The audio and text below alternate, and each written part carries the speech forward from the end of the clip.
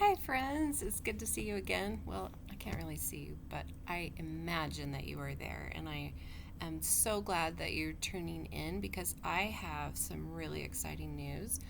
They just announced the winners of the Beehive Book Awards for this year.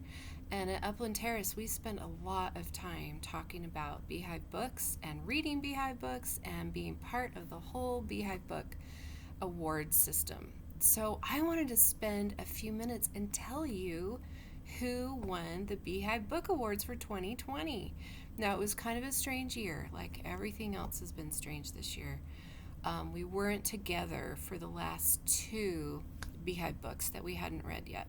So I ended up reading those on this YouTube channel. And if you didn't get a chance to hear those last two books, you are welcome to go back and listen to me read the last two picture books for the Beehive Book Awards. Just as a quick reminder, the Beehive Book Awards are a Utah-based award for books where the kids determine the winners. That means that adults don't vote. Nobody else votes but kids. So it's kids picking the winners for kids' books, which is pretty exciting because lots of other book awards, kids don't really have a say in those decisions, but this one they do.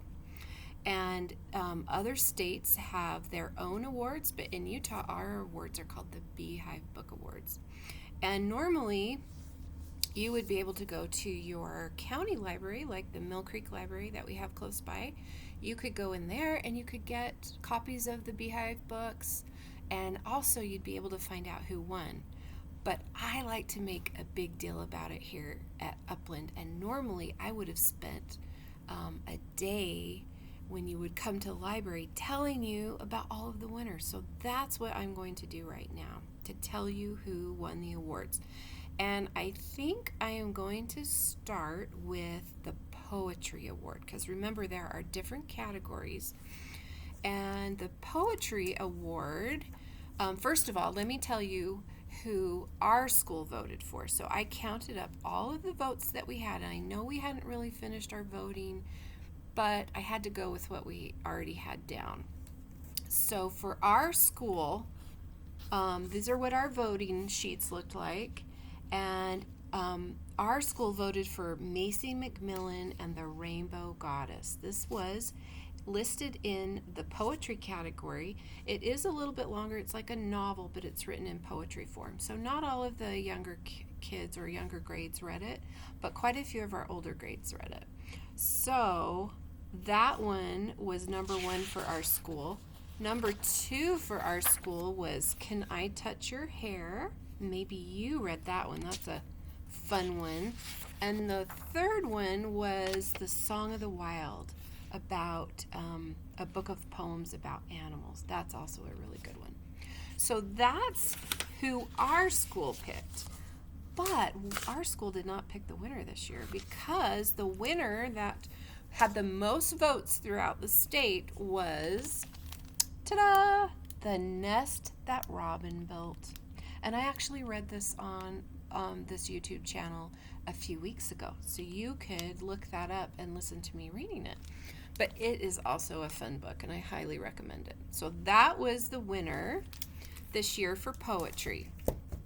Okay, let's do graphic novel, because graphic novels are so popular. Our school, Upland, chose Mr. Wolf's Class. That was such a popular book this year.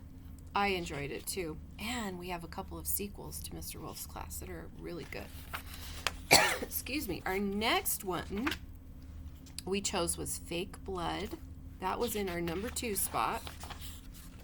And number 3 was The Time Machine. Nope, sorry, The Time Museum.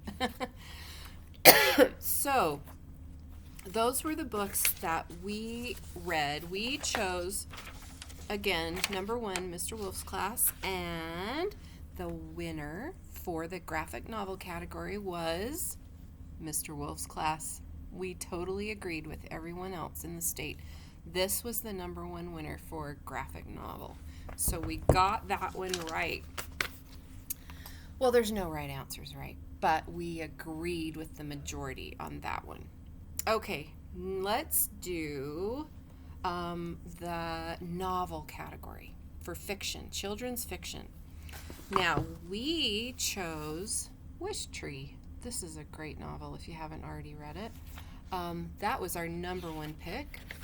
The next one we chose was Fairy Mom and Me. We had a lot of kids read this because it was on our Battle of the Books list this year. And lots of kids loved that one. So that was number 2. And our number 3 pick was Two Dogs in a Trench Coat. That's another fun book too. However, the number 1 pick for children's fiction on the Beehive Book list was The Insignificant Events in the Life of a Cactus. And I also highly recommend this book, about a girl who has no arms. She's born with no arms, but she makes the best out of her situation, even after she has to move with her family to Arizona for her parents to take over a kind of Western themed theme park, and there's also a mystery involved. So I highly recommend that one. That was the winner for children's fiction. Okay, we're getting down to 2 of my favorite categories. Let's do the children's nonfiction. We had so many great books in nonfiction this year, but our school chose Not So Different. Everyone really loved this book.